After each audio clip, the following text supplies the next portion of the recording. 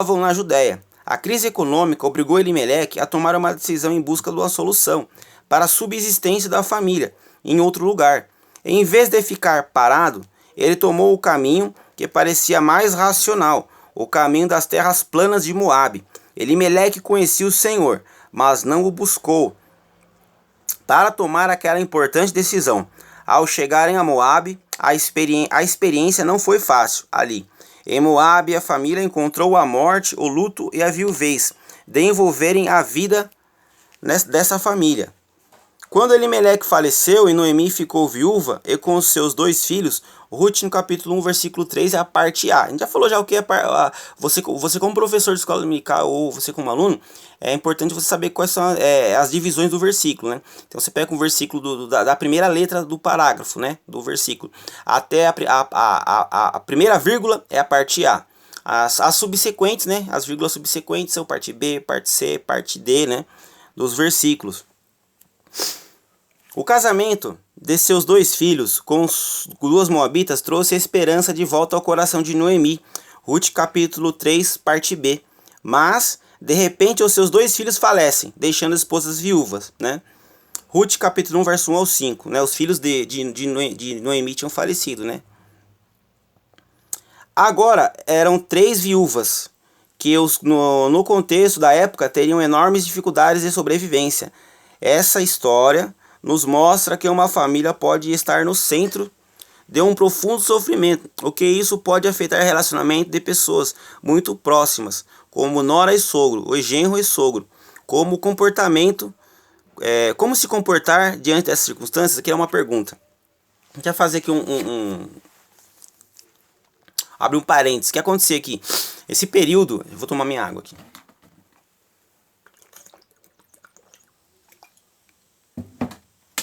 O que acontece com a mulher nesse período? A mulher nesse período, a sociedade tem a mulher como a pessoa que faz a faxina na casa, é a reprodutora, né, que vai trazer a genitora, né, que vai reproduzir aumentar a família, né? E ali como o marido de Noemi tinha falecido, os 2 filhos tinham falecido, então eram 3 viúvas, né? Porque as viúvas eram sempre pobres, porque naquela época a mulher não tinha o direito de trabalhar, de trazer sustento para casa, né? Então a mulher que trabalhava, que trabalhava pelo seu dinheiro, praticamente as mulheres independentes eram as prostitutas, né? Que iam se prostituíam, tinham o seu dinheiro. Então mulheres independentes, praticamente se você fosse dependente, você era prostituta. Então isso era mal visto. Então e outro, não tinha o que você fazer, né? Você era viúva, ninguém ia te dar emprego. Você não tinha marido, então você tinha que ser prostituta, ou então você tinha que ser pobre e sair e viver da esmola dos outros. Então era basicamente isso.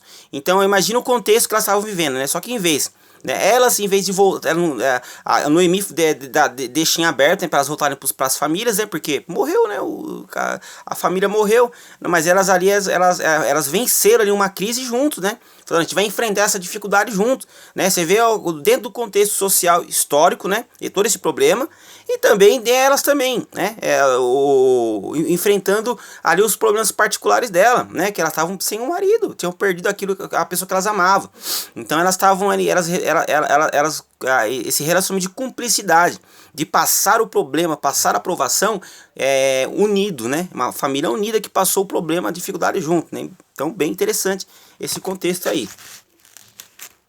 Sinopse 1. A crise econômica na Judéia e as fatalidades no seio familiar de Noemi e Ruth tornaram a aliança entre elas ainda mais forte. Quer dizer, os problemas, já existia uma crise econômica na Judéia, então não tinha emprego, não tinha alimento, e agora eles não tinham mais marido. Então, qual o contexto para as 3? Ser pedinte, né? Ser morador de rua. Então elas estavam num contexto aqui que elas não tinham nada. Inclusive, num contexto onde se a mulher é viúva e se o marido deixa posse, deixa bens, se não tem homem na casa, se eu não me engano, né, depois alguém me corrige aqui nos comentários, mas se eu não me engano, a viúva naquela época não tinha herança, né? A mulher não tinha herança. A herança é o homem que recebia herança. A mulher não recebia herança. Então, se os maridos, se os filhos dela fossem rico, comerciante, e aí só ficou mulher, elas não podem tocar o negócio. Elas têm que casar de novo, ou alguém ia tomar tudo delas. Então, independente se elas tivessem alguma coisa ou não tivessem, elas estavam fadadas a viver uma vida de miséria, né? Ali, já dentro de um contexto socioeconômico já ruim, porque a Judéia já estava ruim, já não tinha alimento, né? Aqui nem o texto fala, o comentarista vai falar que a cidade do pão não tinha pão, né? Os campos não estavam produzindo a matéria-prima do pão, que é o trigo. Então, sem trigo não tem o pão, né? Então, os campos ali estavam enfrentando, eles estavam passando por uma dificuldade econômica naquela época, né? Eu até comentei aqui que nesse período, né, as pessoas, tanto os povos, né, os povos eram muito seminômades, então ficavam por períodos, depois mudavam para outras regiões, eles não procuravam enfrentar o problema, corrigir o problema do solo, o pessoal era muito extrativista, então fazia a plantação do solo e extraía todos os nutrientes, aí chegava uma hora que não produzia mais, tem que fazer o que? A correção do solo, né, tem que nem hoje em dia você faz o que? Consultar um engenheiro agrônomo, vai fazer a correção do solo, vai fazer o rodízio do solo, para quê? Para o solo não enfraquecer, né? Então, para enfrentar essa crise econômica que eles estavam passando, provavelmente algumas técnicas que nós usamos hoje, naquela época eles não usavam. Então é por isso que tinha essa dificuldade, passavam por esse tipo de crise, né? O texto bíblico não fala, e eu também nem busquei um subsídio teológico histórico, né, para falar sobre isso. Mas os povos seminômades da época, eles eram muito extrativistas, então eles tiravam, né, tinha um rio ali, tinha peixe, então faz a pesca do peixe, vai pescando. Aí chega uma hora, se você não respeita os períodos de ova e desova dos peixes, para eles se reproduzirem e crescerem, o que acontece? O rio morre, que é um rio morto, um rio que não produz peixe, né? Então as pessoas mudavam, né? Lembra que Deus promete pro povo pro povo de Israel a terra que emana leite e mel? Essa terra que emana leite e mel, a promessa da terra que emana leite e mel, no contexto geral, é uma terra, né? Bom, isola a questão do nome do lugar, né? Mas o termo leite e mel é a prosperidade, porque dali era uma fonte inesgotável. Então o rio ia produzir muito peixe, o solo ia produzir muito alimento, e a pastagem para os animais, então era mana, leite e mel, uma terra próspera, que eles não iam ter problema, né? Em abastecer o povo, né, com alimento. Subitem 2.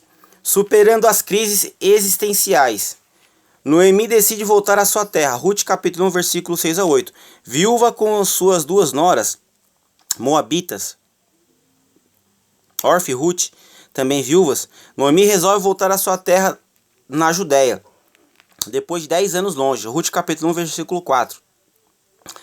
Era uma mulher envelhecida, e por isso resolveu liberar as suas noras, Orfa e Ruth, para que voltasse para suas famílias de origem em Moabe.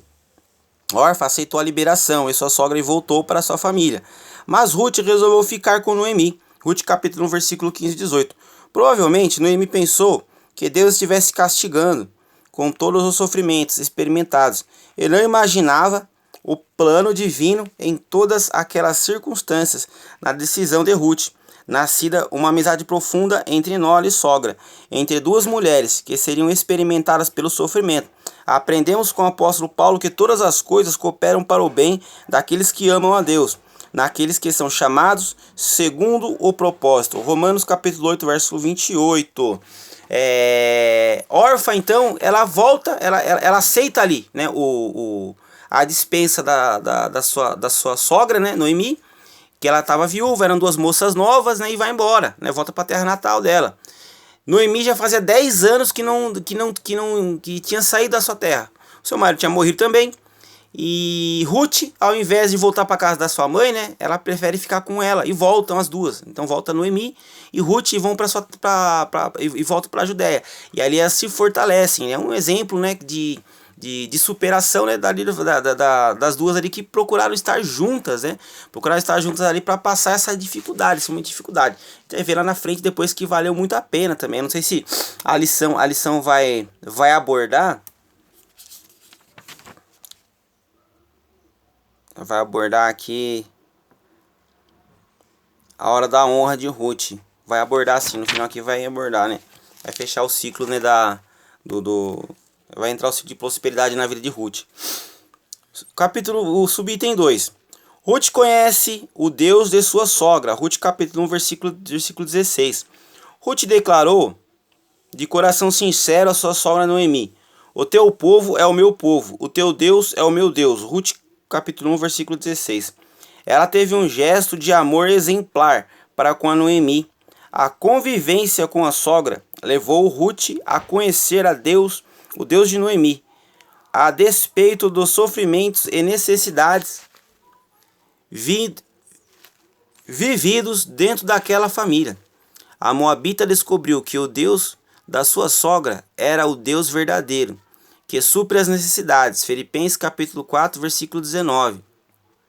Ruth apegou-se a Noemi, não só pelos laços familiares, mas também pela fé no Deus de Israel, porque a sua sogra dava o exemplo de uma mulher temente a Deus.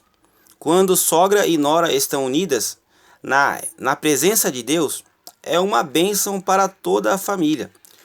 Por intermédio dessa união, Deus faz provisões extraordinárias para a necessidade da família.